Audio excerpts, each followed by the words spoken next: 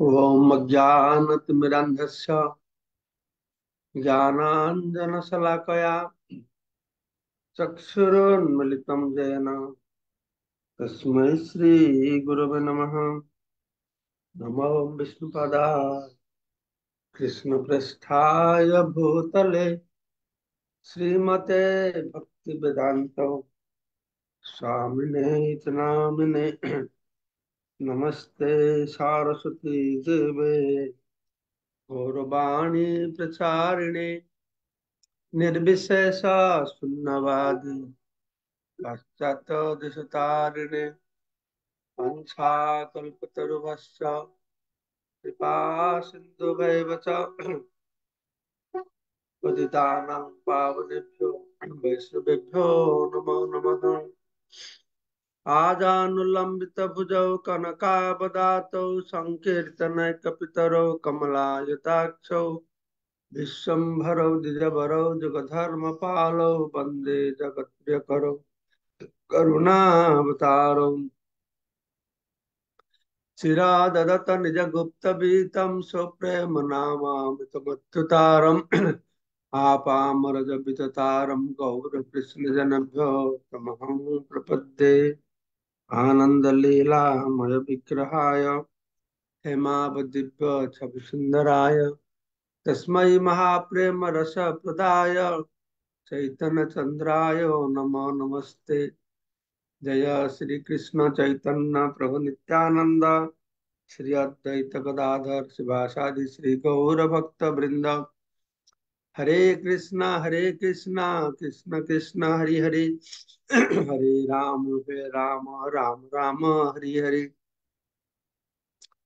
मुखम करोति वाचालं पंगुलं हैतगिरिं यत्कृपातमहं वन्दे परमानंद माधवं श्रीगुरुतानं सच्चिदानंद। नमो ओम विष्णुपादाय कृष्णपृष्ठाय भूतले श्रीमते जय चैतन्य चरितामृत आदि लीला पंचम परिच्छेद नित्यानंद स्वरूप निरूपण। এখানে বলা হচ্ছে একঙ্গা ভাসে করে মায়াতে মিলন। শ্লোক নম্বর 66।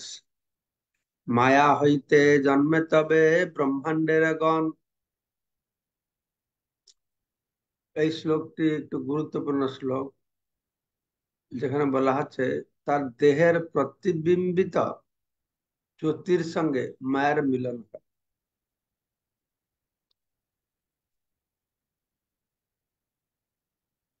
এটাকে নিজের মতন বুঝতে চেষ্টা করুন।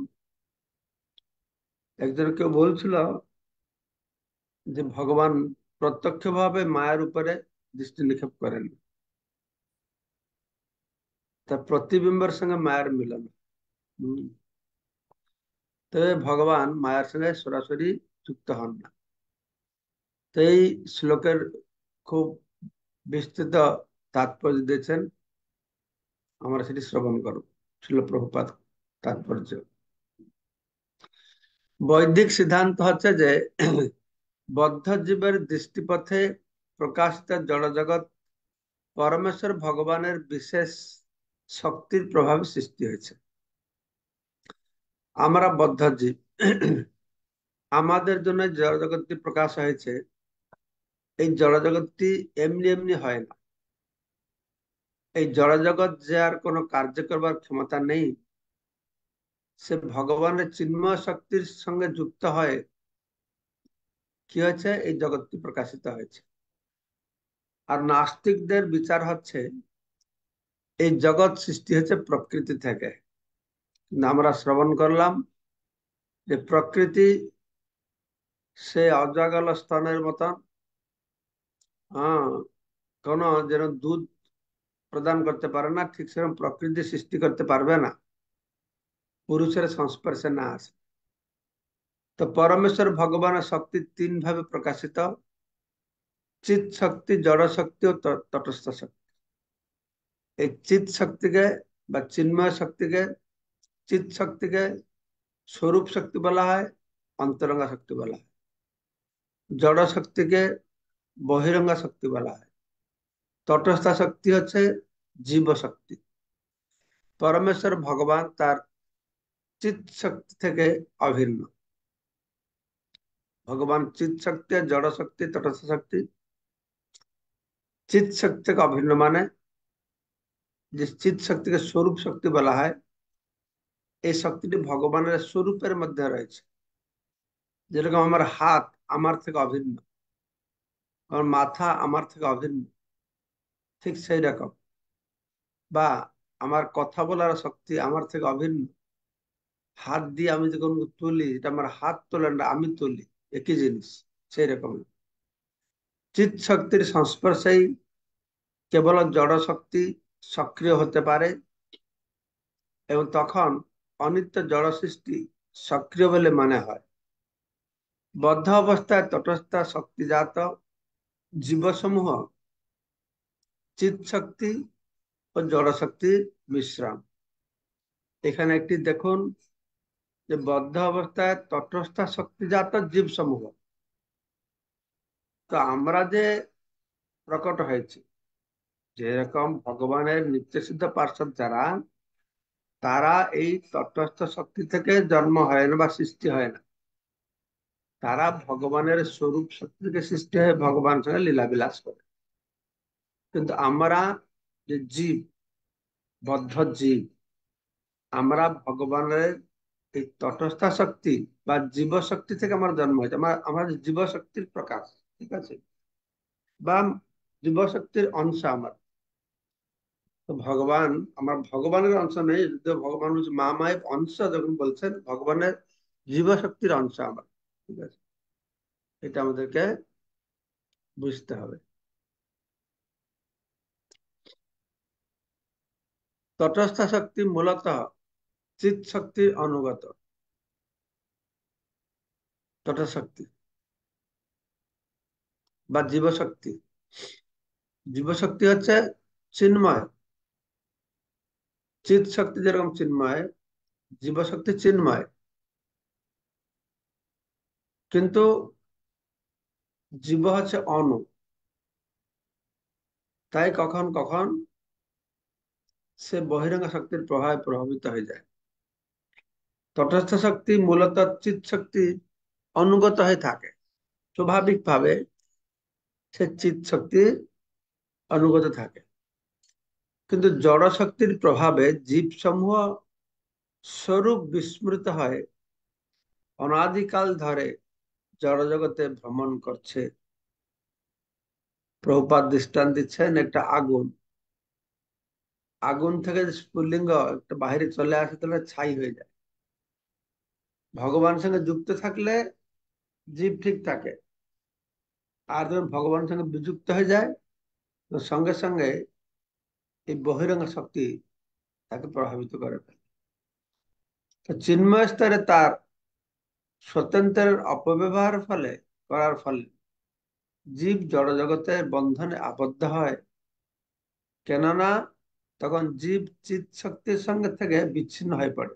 যেটা বললাম, আগুন থেকে যে একটা আগুন স্ফুলিঙ্গ বিচ্ছিন্ন হয়ে পড়ে, তার সত্তা হারিয়ে ফেলে বা ছাই হয়ে যায়। ঠিক সেই রকম জীব শক্তি এই চিন্ময় চিৎ শক্তি থেকে বিচ্ছিন্ন হয়ে পড়ে। উম,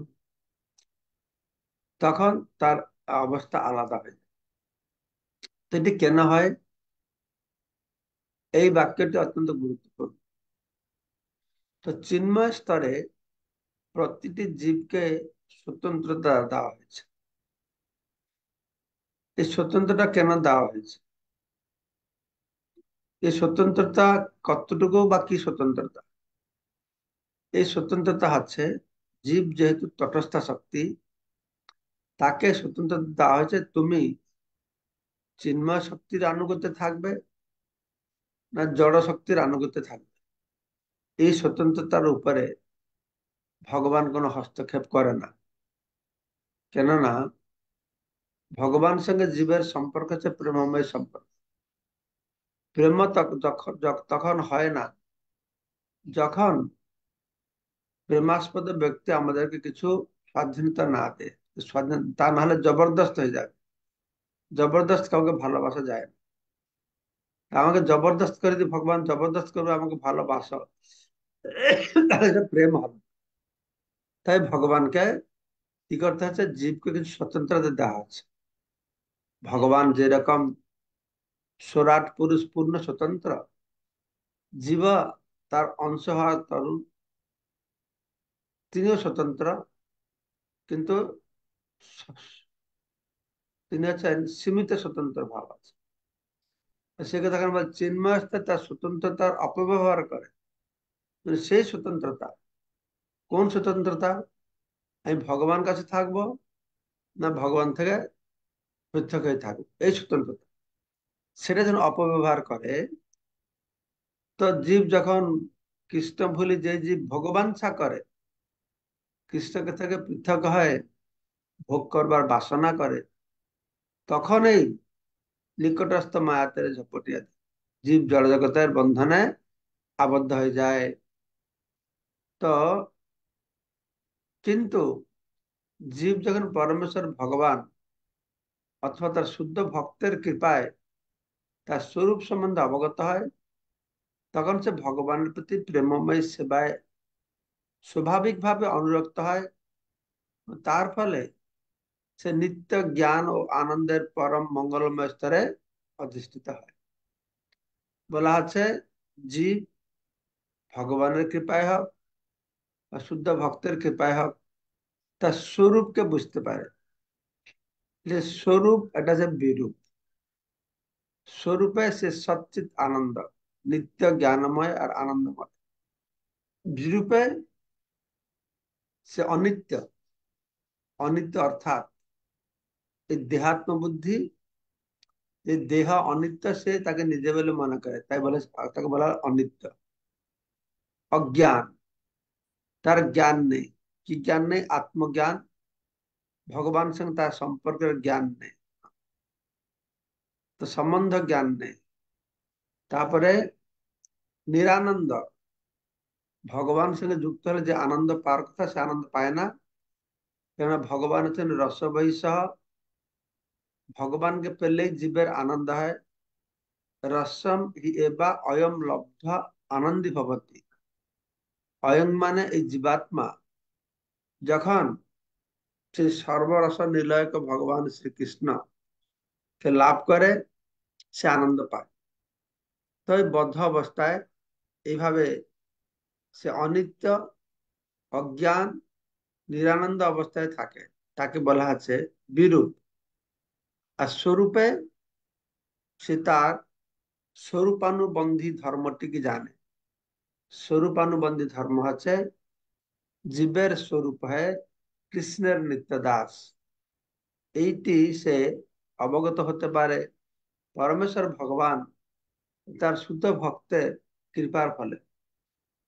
তখন সে ভগবানের প্রতি প্রেমময় সেবায় স্বাভাবিকভাবে অনুরক্ত হয়। তাকে বলতে হয় না, তাকে বুঝাতে হয় না, শাস্ত্রের ভয়, গুরুদেবের ভয় নয়, স্বাভাবিক সত্যপ্রবৃত্ত ভাবে সে ভগবানের প্রেমময় সেবায় নিযুক্ত হয়। আর ভগবান বলছেন, আমার প্রেমময় সেবায় যে নিযুক্ত হবে, দদামি বুদ্ধি যোগম, তাকে আমি বুদ্ধি দেব। তেসাং সতত যুক্তানাং ভজতাং প্রীতিপূর্বকম, আমি তাদেরকে বুদ্ধি দেব। তার ফলে সে নিত্য জ্ঞান ও আনন্দের পরম মঙ্গলময় স্তরে অধিষ্ঠিত হয়। আসলে প্রভুপাদ খুব সুন্দর সরল ভাবে বর্ণনা করে দিলেন জীবের কিভাবে ভগবান থেকে বিচ্ছিন্ন হয়, কিভাবে ভগবান সঙ্গে যুক্ত হয়, আর যুক্ত হওয়ার ফলে সে কি লাভ করে। কিভাবে ভগবান সঙ্গে বিযুক্ত হয়, না তার স্বতন্ত্রতার অপব্যবহার করে ভগবান থেকে পৃথক হয়ে ভোগ করার বাসনা করে। তো কিভাবে ভগবান সঙ্গে যুক্ত হবে? ভগবানের কৃপাতে বা ভক্তের কৃপাতে। তার স্বরূপ জ্ঞান হলে যুক্ত হবে। এই স্বরূপ জ্ঞান হলে কি হবে? স্বরূপ জ্ঞান হলে স্বাভাবিক ভাবে, স্বতঃস্ফূর্ত ভাবে ভগবানের প্রেমময় সেবায় নিযুক্ত হবে। হ্যাঁ? প্রেমের সেবায় নিযুক্ত হলে কি হবে? তখন সে যে নিত্য জ্ঞান আনন্দ, সচ্চিত আনন্দ, সেই পরম মঙ্গলময় স্তরে সে অধিষ্ঠিত হবে। ঠিক আছে? তো তটস্থ জীব তার স্বতন্ত্রতার অপব্যবহার করার ফলে যখন ভগবত সেবার প্রতি বিমুখ হয়, তখন সে নিজেকে ভগবানের শক্তিরূপে বিবেচনা না করে শক্তিমান বলে মনে করে। এই বাক্যটি অত্যন্ত গুরুত্বপূর্ণ। আমার হচ্ছে শক্তি, ভগবান শক্তিমান। আমরা অনু, ভগবান বিভু। আমরা সেবক, ভগবান সেব্য। আমরা অংশ, ভগবান অংশী। এর অনেক পার্থক্য আছে। কিন্তু যখন জীব ভগবত বিমুখ হয়ে যায়, তার স্বতন্ত্রতার অপব্যবহার ফলে সে এইগুলো সব ভুলে যায়। এইটাকে বলা হচ্ছে সম্বন্ধ জ্ঞান। এই সম্বন্ধ জ্ঞান তার আর থাকে না। তখন কি করে, সে নিজেকে শক্তিরূপে বিবেচনা না করে শক্তিমান বলে মনে করে। জীব যে প্রকৃতি, প্রকৃতি বলে মনে না করে পুরুষ বলে মনে করে। জীব যে সেবক, সেবক বলে মনে না করে সেব্য বলে মনে করে। জীব যে শক্তি, শক্তি বলে মনে করে শক্তিমান বলে মনে করে। এইটা হচ্ছে সমস্যা। এই সমস্যাটা যে বাংলা বলে গোড়ায় গলদ, এইটাকে সাধারণত ভৌতিক জগতে আর অনেকটা আধ্যাত্মিকবাদীরা খুঁজে বাহির করতে চেষ্টা করে না। যে আসল সমস্যাটি হচ্ছে কি, যে আমরা শক্তি, শক্তির কাজ হচ্ছে শক্তিমানের সেবা করা। কিন্তু আমরা নিজেকে শক্তিমান বলে মনে করে সেবা গ্রহণ করাকে খুব ভালোবাসি, সেবা করাকে গুরুত্ব দেয় না, সেবা গ্রহণ করতে আমার গুরুত্ব দেয়। তো এই ভ্রান্ত ধারণার বশবর্তী হওয়ার ফলে জীব জড় জগৎকে ভোগ করতে সচেষ্ট হয়। কত সুন্দর হয় প্রভুপাদ একদম খুঁটিয়ে খুঁটিয়ে করে বর্ণনা করেছেন। আহ, যে আমাদের এই গতি অবস্থা এরকম কেন হলো, এখান থেকে সুধারবার কি প্রণালী, আমরা কি অবস্থায় ছিলাম, কি অবস্থায় আছি, আর আমার কি অবস্থা লাভ করতে পারি ভগবত ভক্তির মাধ্যমে। এই সব কিছু ব্যাখ্যা আসলে প্রভুপাদ দিলেন। জড় জগৎ ঠিক চিৎ জগতের বিপরীত ধর্ম। আমরা ভগবত গীতায় পঞ্চশত অধ্যায় শ্রবণ করেছি। এই জড় জগৎটি হচ্ছে চিন্ময় জগতের বিকৃত প্রতিফলন। তার দৃষ্টান্ত দিয়ে ভগবান কৃষ্ণ স্বয়ং বলেছেন, একটি জলাশয়ের তীরে যেটা বৃক্ষ থাকে, তার প্রতিফলনটা নিচে থাকে, শাখা প্রশাখা নিচের দিকে থাকে, সেইটা হচ্ছে জড় জগৎ। খুব আসল একটা জগৎ রয়েছে, যেরকম জলে প্রতিবিম্ব পড়ে ঠিক, কিন্তু সেই প্রতিবিম্বটা হতো না যদি উপরে গাছটা না থাকে। তো সেই জন্যই যদিও জড় জগতের সব অনিত্য, সেই অনিত্য জড় জগৎ নিত্য আধ্যাত্মিক জগতের প্রতিফলন। তো এটা যে প্রমাণিত হচ্ছে যে আধ্যাত্মিক জগৎ বলে একটা রয়েছে। উম, এটা প্রভুপাদ বই লিখেছেন, easy journeying to other planets. ওই বইটা পড়ে আমি ভক্ত হলাম। ওই বইতে কোনো সংস্কৃত শ্লোক নাই। প্রভুপাদ বৈজ্ঞানিক ভিত্তিতে একটা কথা তুলে ধরেছেন। আমার এখনো মনে আছে, তখনই বাড়িতে পড়েছিলাম, তারপরে আর কোনোদিনই পড়ি না। হ্যাঁ, 47 বছর আগের কথা, 50 বছর প্রায়। সেখানে লেখা ছিল, প্রভুপাদে লিখেছেন নাকি বৈজ্ঞানিকেরা নোবেল প্রাইজ পেয়েছে এই কথাগুলি বলে। কি কথা? না, যেরকম আমাদের জড় জগৎ আছে একটা, ওরা জড় জগৎ আধ্যাত্মিক জগৎ বলে না। ওরা ওরা বলে এই জগৎ যেরকম আছে, এর বাহিরে একটা এর বিপরীত ধর্ম জগৎ আছে, এটা ওরা মানছে। ওরা বলছে এখানে নিউট্রন, প্রোটন, ইলেকট্রন এসব রয়েছে, এটা অণু যে তৈরি হয়েছে, অণু পরমাণু আছে না। তো সেখানে আমিও সায়েন্সের ছাত্র ছিলাম, এগুলো সব ভুলে টুলে গেছি। এই নিউট্রন প্রোটন এটা ঘুরে, কার পিছনে কি এটা ঘুরে, কার চারপাশে। তো ওরা বলছে এটা জগৎ আছে, সেখানে একটা বিপরীত দিকে ঘুরে। এই আটমটা এখানে যে স্ট্রাকচারে তৈরি হয়েছে, যেই দিকে ঘুরে বা স্ট্রাকচারটা, আর একটা জগৎ আছে যেখানে কি এটা বিপরীতের দিকে ঘুরে। তো এইভাবে এই জড় জগতে একটা বিপরীত জগৎ আছে বলে তারা বর্ণনা করলো। দুটো থিওরি, তিনটে থিওরি দিল। হম এই জগতের একটা বিপরীত জগৎ আছে। তৃতীয় থিওরি হচ্ছে এখানে নিউট্রন প্রোটন যেভাবে সব ঘুরে, ওই জগৎটাতে বিপরীত ভাবে ঘুরে। তৃতীয় থিওরিটা তারা দিল যে একটা সময় এই দুটো জগৎ পরস্পর সংঘর্ষ হওয়ার ফলে এটা ভেঙে যাবে, ধ্বংস হয়ে যাবে, ধ্বংস হয়ে যাবে। তো প্রভুপাদ তুলে ধরেছেন, আপনারা সবাই অন্য লোক সুগম যাত্রা বইটা পড়ে দেখবেন এটা কি জিনিস। তো প্রভুপাদ বলছেন, ওরা বলছে বৈজ্ঞানিকেরা এই দুটো জগৎ পরস্পর সংঘর্ষে ধ্বংস হয়ে যাবে। তো প্রভুপাদ সুন্দর বলছেন এটা কি করে সম্ভব, পরস্পর দুটো জগৎ ধ্বংস হবে না। কেননা একটা জগৎ যদি আরেকটা জগতের বিরোধ ধর্ম হয়, এই জগৎ তাহলে কি হবে? একটা জগতের ধর্ম অন্য জগতের বিরোধ, অপোজিট।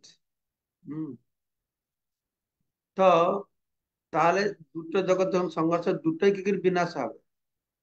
একটা বিনাশ হলে একটা থেকে যাবে, মানে বিপরীত ধর্ম।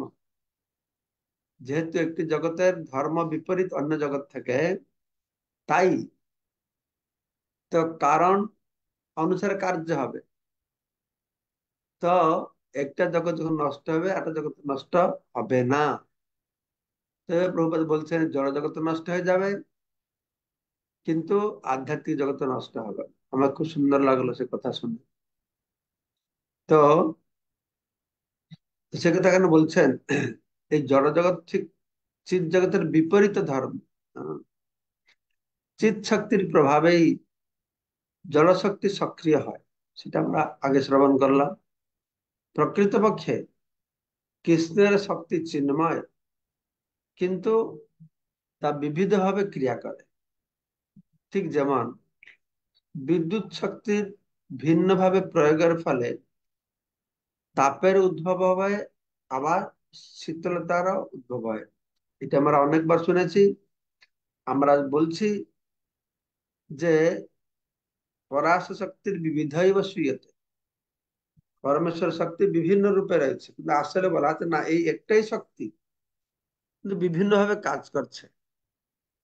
তার দৃষ্টান্ত দেওয়া হয়েছে ইলেকট্রিসিটি, একটাই শক্তি, ও ঠান্ডাও করে, গরমও করে।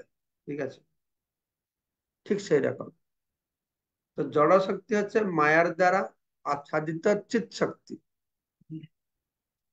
চিৎ শক্তিটাই একমাত্র শক্তি, আর সেটা যখন মায়ার দ্বারা আচ্ছাদিত হচ্ছে, সেটাকে বলা হয় হলো জড় শক্তি। আমি শুনেছি এই জগতে জড় বলে কিছু নেই, সবটাই চিন্ময়। আমাদের চেতনা অনুসারে জড় বলে প্রতিভাত হয়। প্রভুপাদ বলছেন এটা ঘড়ি, এই জড় বস্তু দিয়ে তৈরি হয়েছে, কিন্তু ঘড়িটাও চিন্ময় হতে পারে, জড় হতে পারে। কিভাবে? যে ঘড়ি দেখে আমার দেহ সুখে ব্যবহার করি, কোন কর্ম করতে ব্যবহার করি, কখন সিনেমা যাব, কোন বেশ্যালয়ে যাব, এ করব সে করব, সেটা তখন জড় বস্তু হয়ে গেল। সেই ঘড়ি দেখে কখনো মঙ্গল আরতিতে যাব, কোন ভাগবত পাঠ শুনতে যাব, কোন প্রোগ্রাম অটেন্ড করতে যাব, তখন সেটা চিন্ময় হয়ে গেল। এটা ব্যাখ্যাটা আমি শুনেছি যখন ইস্কনে প্রথম যোগদান করলাম, এরকম কথা সবাই বলতো। তাই জড়শক্তির জড়শক্তিটা স্বয়ং সম্পূর্ণ নয়। শ্রীকৃষ্ণ তার চিৎ শক্তিকে অচিত শক্তিতে আরোপ করেন, এবং তারপর তাকে তা সক্রিয় হয়। চিৎ শক্তি, জড় শক্তি তো এমনি কাজ করবে না। তাই জড় শক্তিটা যখন চিৎ শক্তির সংস্পর্শে আসবে, তখন সেটা ক্রিয়াশীল হবে। যেমন আগুনের মতো উত্তপ্ত হলে লোহা আগুনের মতন ক্রিয়া করে। লোহার মধ্যে আগুন নেই, কিন্তু আগুনের সংস্পর্শে আসলে আগুনের গুণগুলো লোহাতে সঞ্চারিত হয়, ঠিক তদ্রূপ জড় বস্তুর মধ্যে কোন সৃষ্টি করার ক্ষমতা নেই, সে নিষ্ক্রিয়। তো চিৎ শক্তির সংস্পর্শে আসলে সে কি হয় না, সক্রিয় হয়ে ওঠে। ঠিক যে রকম লোহা আগুনের সংস্পর্শে আসলে আগুনের গুণাবলীগুলি লোহার মধ্যে সঞ্চারিত হয়। চিৎ শক্তি দ্বারা আবিষ্ট হলেই জড় শক্তি সক্রিয় হতে পারে। ঠিক আছে, তো আজকে আমরা এই প্যারাগ্রাফ পর্যন্ত পাঠ করলাম। মনে রাখবেন কোন পর্যন্ত পাঠ হলো, কালকে আমাকে মনে করে দেবে।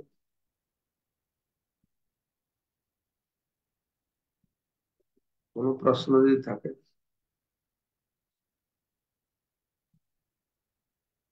বিদ্যুৎ প্রভু বলুন।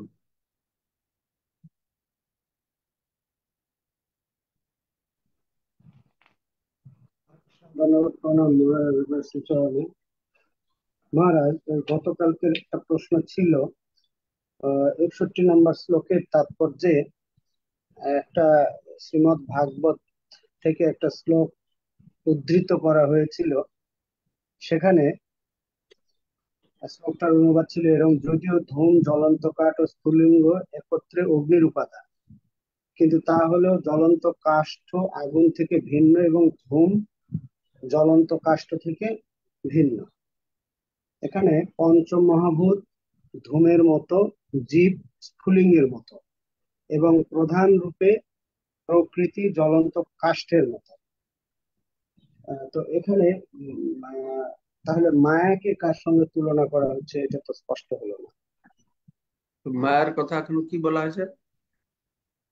মায়ের কথা এখানে বলা হয়নি এই শ্লোকে। তাহলে তাহলে মায়ের কাছে নিলাম, যেটা বলা হয়েছে সেটাই ফোকাস করুন। ঠিক আছে, এই যে তিনটে কথা বলা হলো সেটাই মনে রাখুন। কোথায় সেটা? এই ভাগবতের ভাগবতের তৃতীয় স্কন্ধ 28 অধ্যায় 40 নম্বর শ্লোকটা আপনি ভাগবতের তাৎপর্যটা দেখুন, আর যদি ভালোভাবে জানতে বুঝতে চেষ্টা করছেন। এখানে যদিও ধূম, জ্বলন্ত কাষ্ঠ, স্ফুলিঙ্গ, অগ্নির তিনটে উপাদান দেওয়া হলো। যেখানে আগুন জ্বলছে সেখানে কাঠ আছে। আগুনের যে আগুনের যে কি স্ফুলিঙ্গ মানে আগুনটা আছে। আগুনটা, আগুন আর কাঠ আর ধোঁয়া, তিনটে জিনিস আছে। কিন্তু তাহলে জ্বলন্ত কাঠ আগুন থেকে ভিন্ন, আমরা জানি।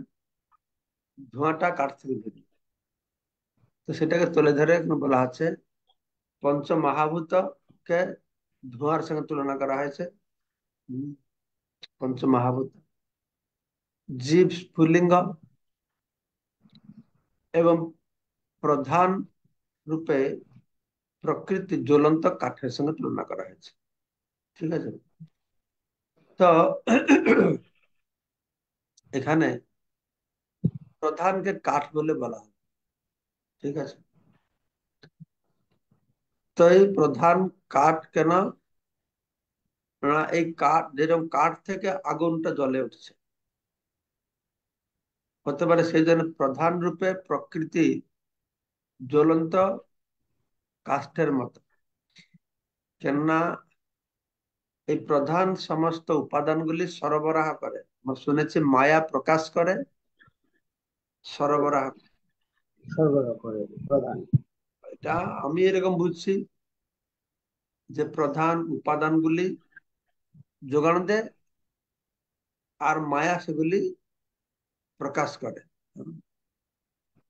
যেরকম আমি বলছিলাম, হয়তো কেউ কিছু উপাদান দিল, আর একটা লোক সেটাকে মূর্তি তৈরি করলো। একজন মাটি জল টল নিয়ে আসলো, একটা মূর্তি তৈরি করছে। এটা হতে পারে, স্পেকুলেশন এরকম। এখনো বুঝতে আমি চেষ্টা করছি। তো পঞ্চ মহাভূত, হম, ধোঁয়া আসলো। তো জীব স্ফুলিঙ্গের মতো বর্ণনা করা হচ্ছে। তো এইভাবে আহ শ্রী কপিলদেব বর্ণনা করেছেন। জড় প্রকৃতি স্বতন্ত্র ভাবে জড় উপাদানগুলি সরবরাহ করতে পারে না। কিভাবে? তার সঙ্গে আত্মার যুক্ত হলে সে আরো জীবন্ত হয়ে ওঠে। তো শাস্ত্রে এটা বলা হয়েছে, এই কাঠ, ধোঁয়া, আগুন দিয়ে কাঠকে তমগুণ সঙ্গে তুলনা করা হয়েছে, ধোঁয়াকে রজগুণ সঙ্গে তুলনা করা হয়েছে, আর আগুনকে সত্যগুণের সঙ্গে তুলনা করা হয়েছে। সেজন্যই সত্যগুণকে প্রকাশক বলা আছে। প্রকাশক বলা মানে সে প্রকাশ করতে পারে, আলোকটা প্রকাশ করতে পারে। এটা কাঠ থাকবে, অন্ধকার ঘরে একটা কাঠ পড়ে থাকলে কিছু প্রকাশিত হবে না, এটা তমগুণ। অন্ধকার ঘরে একটা ধোঁয়া থাকলে কিছু প্রকাশিত হবে না, রজগুণ। কিন্তু অন্ধকার ঘরে যখন অগ্নি আসবে তখন প্রকাশিত হবে, এটা হচ্ছে সত্যগুণ। এইটুকু আমি জানি, এর থেকে আর বেশি কিছু জানি না। তারপরে কে প্রশ্ন করে বলুন।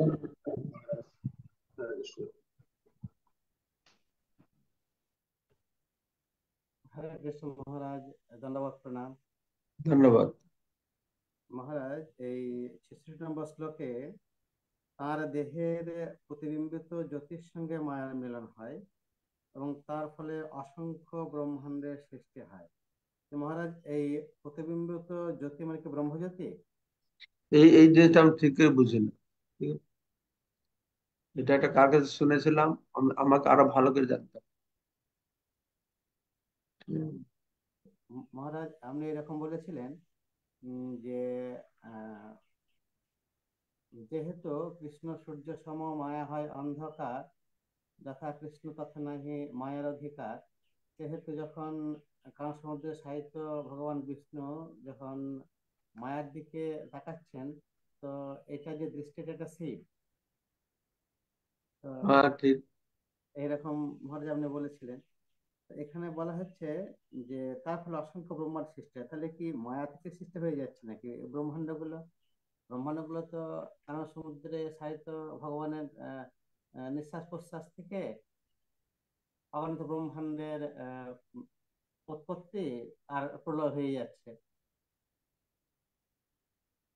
এটা আমারও ঠিক বুঝা, আমি বুঝতে পারছি না ঠিক। আর মহারাজ, আর একটা জিজ্ঞাসা, চিৎ শক্তির দ্বারা আবিষ্ট হলেই জড়শক্তি সক্রিয় হতে পারে। এটা যদি মহারাজ একটু ক্লিয়ার করে দেন। চিৎ শক্তির দ্বারা আবিষ্ট হলেই জড়শক্তি সক্রিয় হতে পারে। এটা তো সরল জিনিস। আত্মা প্রবেশ করলে শরীরটা সক্রিয় হয়, আত্মা চলে গেলে শরীর নিষ্ক্রিয় হয়ে যায়। এটা আবার কি জানার আছে? হুম হুম হুম। যে আত্মা চলে যাবে শরীরটা কোন কাজে লাগবে? না মহারাজ। তাহলে সেটাই আর কি। হুম। তো শ্রেয়া, কে শ্রেয়া দানা। ধন্যবাদ। হরে কৃষ্ণ। হরে কৃষ্ণ মহারাজ। হ্যাঁ, আম, বলুন। মহারাজ, আমার একটা প্রশ্ন আছে। আগের দিনকে যেমন আলোচনা হচ্ছিল, চিৎ জগতে যা যা আছে এই ভৌতিক জগতেও তার প্রতিফলন আছে। তো চিৎ জগতে যদি বিনাশ না থাকে তাহলে এখানে বিনাশ কেন হচ্ছে? যেটা বিকৃত প্রতিফলন।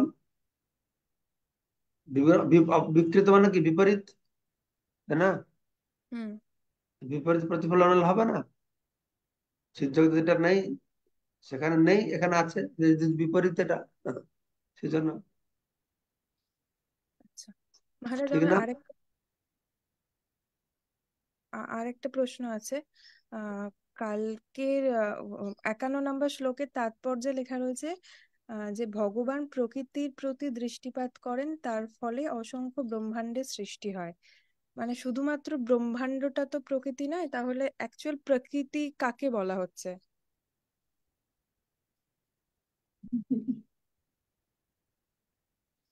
প্রকৃতিটা কাকে বলা আছে আমি বলবো, তুমি কি বুঝবে? প্রকৃতি আছে ভগবানের, প্রকৃতি মানে ভগবানের শক্তি। আর ভগবানের শক্তি, এটা চিন্ময় শক্তি আছে, এটা জড়া শক্তি আছে। চিন্ময়টা সেটাও প্রকৃতি, এটা প্রকৃতি। এটা অন্তরঙ্গা, এটা বহিরঙ্গা। এই বহিরঙ্গা জড় রূপা শক্তির উপরে তিনি দৃষ্টি নিক্ষেপ করেন। কিন্তু কিভাবে দৃষ্টি নিক্ষেপ করেন? এখানে পূর্বে প্রভু বললেন, যে মঙ্গলময় প্রভু মনে হয় বলছিলেন যে ভগবান তো দৃষ্টি নিক্ষেপ করছেন, কিন্তু কিভাবে দৃষ্টি নিক্ষেপ হয় এটা বলা হচ্ছে যে ভগবানের ডাইরেক্ট দৃষ্টি নিক্ষেপ না করে তার প্রতিফলন, তার অঙ্গের প্রতিফলনের পরে দৃষ্টি হয়। এটা একটু বোঝা কঠিন আছে, বোঝা আছে না। এখন তুমি যদি চেষ্টা করবে প্রকৃতিটা কোথায় ছিল, কি ব্যাপার, এটা বোঝা খুব মুশকিল। তাহলে জড়জগৎ বলে কিছুই ছিল না, ব্রহ্মাণ্ড বলে কিছুই ছিল না। তো সেজন্যই কিভাবে সেই চিন্ময় স্তরে ভগবান দৃষ্টি নিক্ষেপ করছেন, এ করছেন, এটাকে এতটা বোঝা খুব মুশকিল হবে। আর কোনো সরল প্রশ্ন থাকলে জিজ্ঞাসা করো। না মহারাজ, এই দুটোই ছিল। ঠিক আছে, আমরা শুনতে থাকি। শুনতে শুনতে আমি যেটা বলি সবসময়, ভবিষ্যতে অনেক কথা শোনার পরে কিছু কিছু বিষয়টা আমাদের হয়তো বোধগম্য হবে, ও এটা হতে পারে। হুম। তারপরে কে আছে? সুধাময় প্রভু। হরে কৃষ্ণ মহারাজ, দণ্ডবোধ প্রণাম মহারাজ। তো মহারাজ এখানে ওই 60 নম্বর শ্লোকে একটা বলছে, কৃষ্ণ শক্তে প্রকৃতি হয় গৌণ কারণ, আর অগ্নি শক্তে লৌহ জ্বলছে করয়ে জারণ। কৃষ্ণ শক্তে প্রকৃতি হয় গৌণ কারণ, তাহলে কৃষ্ণ শক্তিতে প্রকৃতি হচ্ছে গৌণ কারণ, তাহলে কৃষ্ণ কি স্বয়ং যিনি ভগবান তিনি হচ্ছে মুখ্য কারণ হচ্ছে? হ্যাঁ, হ্যাঁ, ভগবানের মুখ্য নিমিত্ত কারণ, মুখ্য উপাদান কারণ ভগবান। সেটা আবার ভগবান কৃষ্ণ তো হয় না, কৃষ্ণ থেকে বলরাম, বলরাম থেকে সংকর্ষণ, মহাসংকর্ষণ, মহাবিষ্ণু। হম, কারণ ভগবান কৃষ্ণ অনেক পিছনে আছেন, দূরে আছেন এসব কিছু। কিন্তু অনাদি আদি গোবিন্দ সর্ব কারণ কারণ, কারণের কারণের কারণের কারণ তিনি। তিনি হচ্ছে মুখ্য নিমিত্ত কারণ, মুখ্য উপাদান কারণ। ঠিক। যেরকম দৃষ্টান্ত দেওয়া হয়েছিল, কলস যে তৈরি করে, কুমার কলস তৈরি করে, হরে কৃষ্ণ। আর মাটি ছিল মুখ্য উপাদান কারণ, আর নিমিত্ত কারণ ছিল কে? চক্র আর কুমার। হ্যাঁ, কুম্ভকার, চক্র আর কুম্ভকার, এ ছিল নিমিত্ত কারণ। উপাদান কারণ ছিল মাটি আর জল। তাহলে কুম্ভকারকে বলা হলো মুখ্য নিমিত্ত কারণ, মাটিকে বলা হলো মুখ্য উপাদান কারণ। সেরকম ভগবান হচ্ছেন মুখ্য নিমিত্ত কারণ, মুখ্য উপাদান কারণ। মানে হরে ভগবানের কৃষ্ণ। সংখ্যা কিছু আছে, আর ভগবান থেকে উপাদান গুলি আসছে। শক্তিমান গোবিন্দ প্রভু বলুন। মহারাজ, আপনার শ্রীচরণের দণ্ডবোধ প্রণাম। তো মহারাজ, এই 66 নম্বর শ্লোকের যে বলা হচ্ছে, তার দেহের প্রতিবিম্বিত জ্যোতির সঙ্গে মায়ার মিলন হয়। ভগবানের, আমি একটা ক্লাসে শুনেছিলাম মহারাজ, যে মায়া ভগবানের পেছনে থাকেন আর লক্ষ্মী দেবী ভগবানের সেবায় থাকেন। তো ভগবান যখন লক্ষ্মী দেবীর দিকে যখন ঈক্ষণ করেন, তখন লক্ষ্মী দেবীর চোখের থেকে ভগবানের প্রতিবিম্বটা তখন তৈরি হয়, এবং সেটা তখন ওই প্রতিবিম্বের সঙ্গে মায়ার মিলন হয়। মানে সামনে থাকেন লক্ষ্মী, মায়া থাকেন পেছনে। তো ভগবান লক্ষ্মী দেবীর দিকে চোখের দিকে তাকানোর ফলে ভগবানের যে দৃষ্টি সেটা প্রতিবিম্বিত হয়ে মায়ার সঙ্গে মিলিত হয়, এরকম শুনেছিলাম মহারাজ। জানি না। এইটাই ঠিক, আমিও সেটাই শুনেছি। আমি ওইটা শুনেছিলাম, কিন্তু ওইটা মনে করে বলতে পারছিলাম না। ওই মঙ্গলময় প্রসাদ বলছিল, আমার বলে গেছিল। আমিও এইটাই শুনেছি, কিন্তু আমি ঠিক বলতে পারছিলাম না, ভুলে গেছিলাম। ওই আমি যদি প্রতিবিম্ব কি করে, এই সামনে লক্ষ্মী দেবী থাকে, লক্ষ্মী দেবী সেটা হয়, এইটাও আমি শুনেছি একজন কার কাছ থেকে। ঠিক হ্যাঁ, আছে। হুম। ঠিক আছে মহারাজ, ধন্যবাদ। হ্যাঁ। দণ্ডবোধ প্রণাম। হরে কৃষ্ণ। ঠিক আছে, সবাইকে অশেষ ধন্যবাদ আজকে চৈতন্য পাঠে যোগদান করার জন্য। বাঞ্ছা কল্পতরুভ্যশ্চ কৃপা সিন্ধুভ্যেব চ পতিতানাং জয় গুরু